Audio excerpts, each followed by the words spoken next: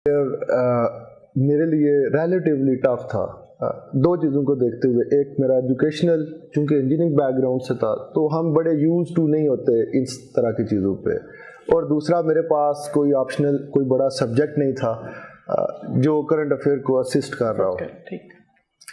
अब इसमें मैंने बड़ी ही कोशिश की स्मार्ट अप्रोच से, मतलब मैं यहाँ पे दोबारा एम्फसाइज करना चाहता हूँ, हम कोई बड़े फिलासफर बनना हमारा ऑब्जेक्टिव नहीं होता ड्यूरिंग प्रिपरेशन। हमारा ऑब्जेक्टिव CSS को क्रैक करना होता है, हमने उस क्रैक करने के लिए प्रिपरेशन करनी है।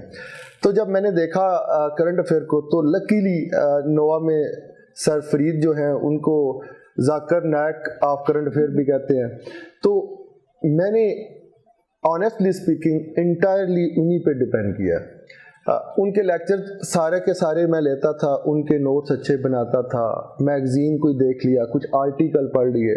लेकिन एक बात है, अगर एक टॉपिक पे मैंने एक आर्टिकल या एक लेक्चर प्रॉपर ले लिया, उस पे मुझे साथ वाले लोग अगर कहें ना कि ये बड़ा अच्छा इस टॉपिक पे आर्टिकल है, ये भी पढ़ ले, तो मैं उन पे ध्यान नहीं देता था, क्योंकि मैंने अपने फ्रेम ऑफ रेफरेंस से सोचा होता था अगर अफगान पीस प्रोसेस है, पहले मैं माइंड में क्वेश्चन अराइज अपने माइंड में कर लेता था, इसकी कौन कौन सी डिमेंशन कवर करनी है। अब अगर मुझे उसका आंसर मिल गया है तो पैरेलल में कोई बंदा जितना भी आपको कहे कि ये बहुत अच्छा आर्टिकल है, भाई मुझे आंसर तो मिल चुका है, ये तो आपने डिसाइड करना है। जब मैं सेटिस्फाइड हूं तो मैं फिर इररेलेवेंट चीज़ों पे नहीं जाता था, रेलेवेंट होती रेलेवेंट है, लेकिन आपने बाकी सब्जेक्ट भी करने होते हैं। तो अगर मैं बॉटम लाइन कहूँ तो सर फरीद के लेक्चर्स में और नोवा का जो मैगजीन है उसको देखता था। और दूसरा, जहाँ तक पेपर अटेम्प्ट करने की बात है, तो मैंने सीखा ये था कि अगर सवाल नहीं आता तो आपने कैसे अटेम्प्ट करना है।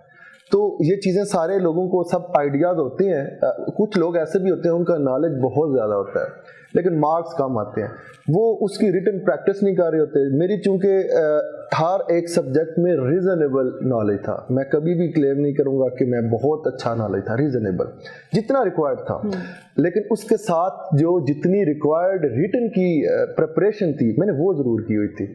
तो लिखवा के चेक करवा लेता था, लेकिन वो ये भी नहीं कि मैंने हर वक्त वो करता रहता था। एक माइंड में था कि हाँ ये चेक करना है, क्वेश्चन को कैसे लिखना है, 14-15 मार्क्स किस तरह से आते हैं, तो उस तरह से वो चेक करवा देता था। तो बस 2-3 दफ़ा मैंने मार्क एग्जाम से दिए थे, तो काफ़ी ज़्यादा आइडिया हो गया था।